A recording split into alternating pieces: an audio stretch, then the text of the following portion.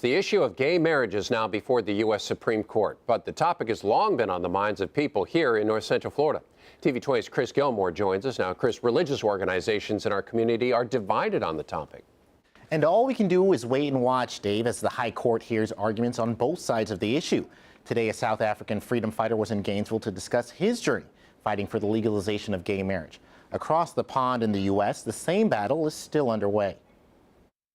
The Defense of Marriage Act defines marriage as only between a man and a woman.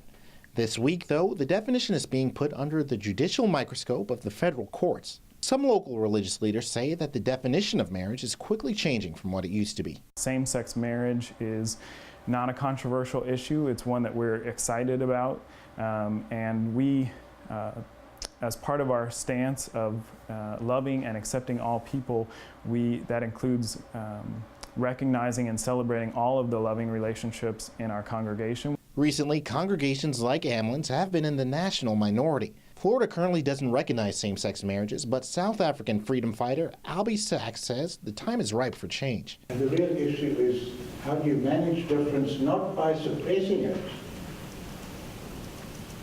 but by acknowledging it, even better by celebrating it as part and parcel of the texture of the nation, society. More traditional interpretations of the religious definition of marriage have been upheld in the past. In the history of our country, there hasn't really been this question of if religion has a very different view from government about what constitutes a marriage, well, what do we do about that?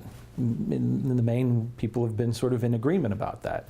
I mean, even as recently as 2008, with the passage of Proposition 8, the majority of the people of the state of California said that they had, they accepted a traditional view of marriage. But the tides have turned since 2008. A CNN ORC international poll this week shows that 56% of Americans believe the federal government should recognize same-sex marriages. And if we can't manage the difference, the question of difference in terms of sexual orientation, in a way that's dignified and fair, then it's a bad omen for how we're going to manage the question of difference in our society. The court will make a decision on this case before their term ends in June. If the Supreme Court strikes down Proposition 8, only California will be immediately affected and same-sex marriages will again be allowed and recognized.